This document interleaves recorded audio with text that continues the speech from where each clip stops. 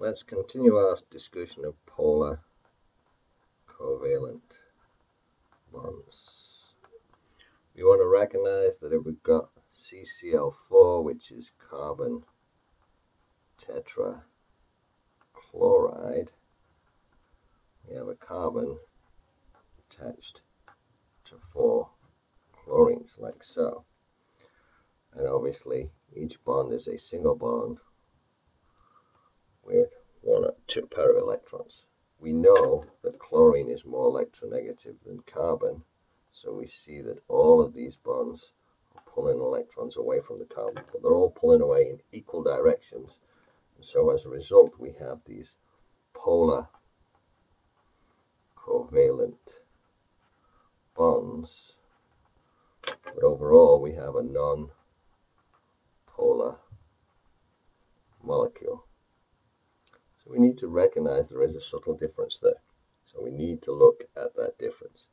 Just want to remind you that if we do have a polar bond like this, we can see the electrons going from the less electronegative to the more electronegative. We can also represent that as a partial negative and a partial positive charge, but that all indicates a polar molecule. So we've generated a dipole within the molecule due to differences in electronegativity.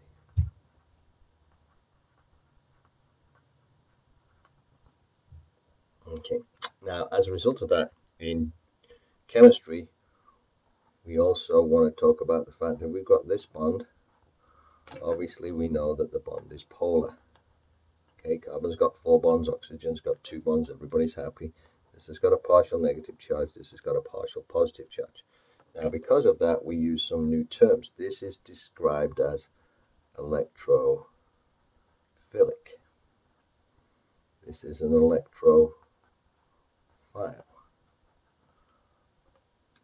This is nucleophilic. It can be described as a nucleophile. This is electrophilic, okay, because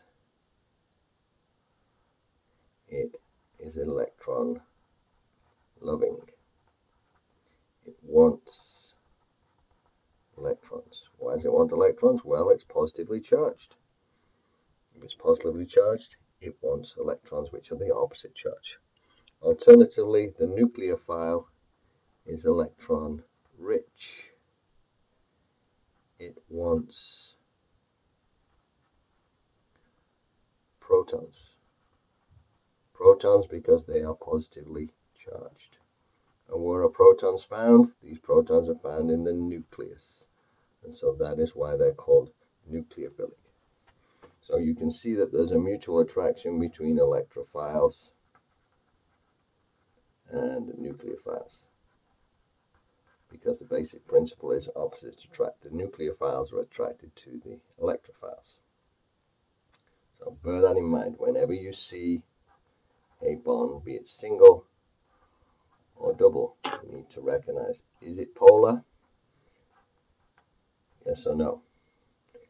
Which is the electrophile, shown here, which is the nucleophile, shown here. That's the nucleophilic center in green, nucleophilic, and the electrophilic center shown in red. And there is a mutual attraction for that. Why do I tell you that? Well, we also need to remember that when we look at oxygen or sulfur, we know it has 2 bonds, but oxygen and sulfur have lone pairs of electrons. These are lone pairs of electrons.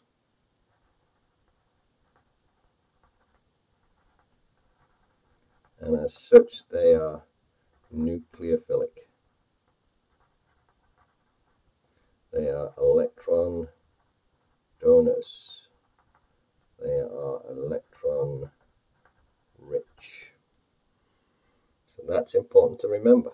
In addition, we have nitrogen and phosphorus in the same consideration. These two have 1 set of lone pairs electrons. They too then are electron donors. They too are nucleophilic. So we don't always show those electrons on the molecule or on the atom, but we need to remember they're there all the time.